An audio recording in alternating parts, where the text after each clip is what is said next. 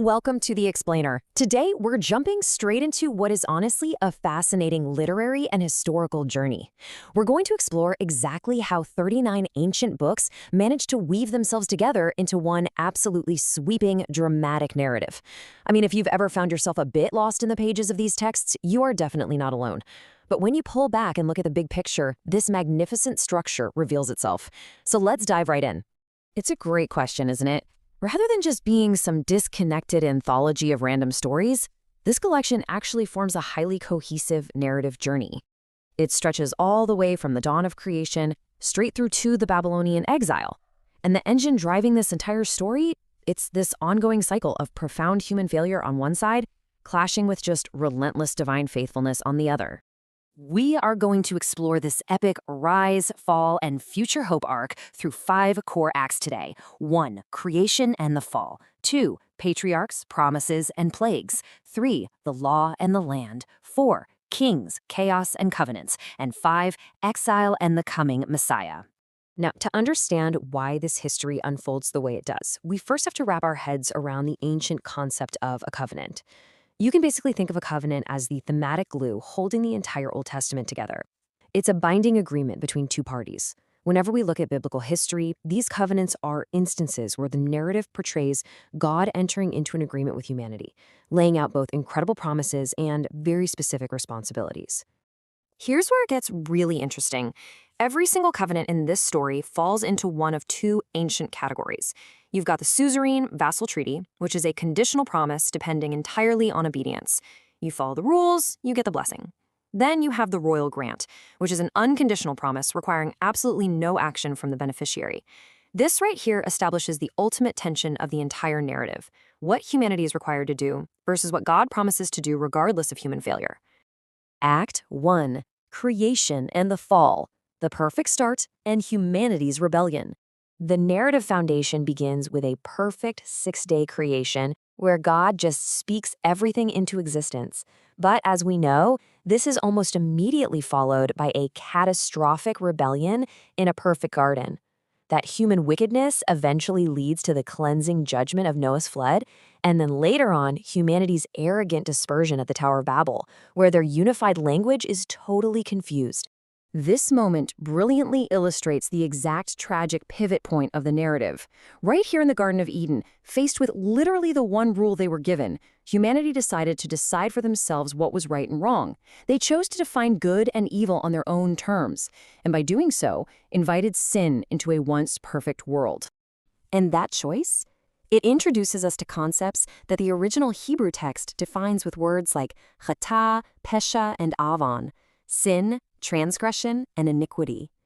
These terms represent the relentless, almost inescapable cycle of human failure that is going to haunt the rest of our narrative. They stand in stark contrast to God's ultimate desire to bless the world, setting the stage for a desperately needed rescue mission. Act 2. Patriarchs, Promises, and Plagues. A rescue mission begins. So, moving forward, the narrative builds from an unconditional royal grant promise given to Abraham, a promise to make his descendants into a great nation. We trace his family's journey through his great-grandson Joseph, who preserves the family in Egypt, all the way to their subsequent brutal enslavement by a new pharaoh who completely forgot about Joseph. And all of this climaxes in the legendary Exodus. The sources really highlight the details of this incredible Exodus rescue. The narrative describes God calling Moses from a burning bush that miraculously doesn't consume itself, revealing his name, I Am. Then come the 10 devastating plagues upon Egypt, culminating in the Passover, where the blood of a lamb actually brings salvation from death. Finally, there's the dramatic crossing of the Red Sea on dry land. Through these monumental events, the text portrays Israel being officially established as a mediator nation to the rest of the world. Act 3. The Law and the Land, Conditions and Conquest. At Mount Sinai, Moses delivers the 10 Commandments, which is a highly conditional suzerain vassal covenant. Basically, if they obey, they'll be blessed.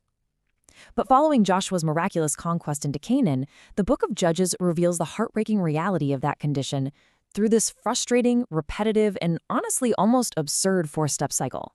Israel falls into sin and idolatry, they get oppressed by enemies, they cry out in repentance, and God mercifully delivers them through a temporary leader or a judge.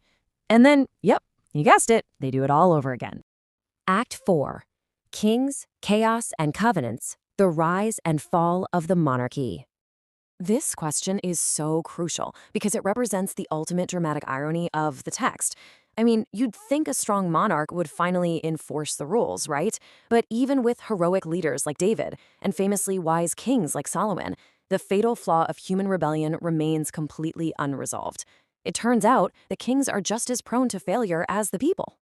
The entire era is just a roller coaster.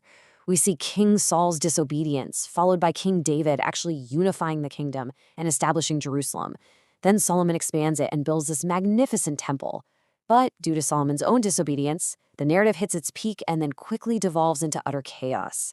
The nation splinters into two separate kingdoms, Israel in the north, Judah in the south. And despite these intense, dramatic warnings from prophets like Elijah and Elisha, rampant idolatry sets them on a literal crash course for disaster. Act 5. Exile and the Coming Messiah. Judgment and Lingering Hope. Both of those kingdoms eventually fall to foreign empires, culminating in the devastating Babylonian exile. Jerusalem is gone, the temple is destroyed. But even in this absolute darkest moment, prophets like Jeremiah pierce the darkness with incredible words of comfort. God promises that this exile is not the end of the story. There's a firm, unconditional promise of future restoration and hope. Okay, if you take away one single thing from this explainer, it should be the massive contrast between these covenants. While humanity completely and totally failed the conditional Mosaic covenant, that suzerain vassal treaty sitting right there in the middle, the overarching narrative is stubbornly driven forward by the unconditional royal grants. God promises Noah safety, Abraham a nation, and David an eternal throne. And as the Old Testament closes, there is the ultimate promise of a new covenant, where the law will literally be written onto human hearts and sins forgiven, ensuring the deal is finally kept. We reach the end of these 39 ancient books with what has to be one of the biggest cliffhangers in history. The people are returning from exile, sure, but they are still waiting. It leaves us wondering, how will this promised royal redeemer, this Messiah, eventually arrive to fulfill these ancient, unbreakable covenants? The foundation is fully laid, the tension is at its absolute peak, and the story absolutely demands a sequel. Thank you so much for joining me for this explainer. I hope this helps you see the incredible, unified epic of the Old Testament in a whole new light.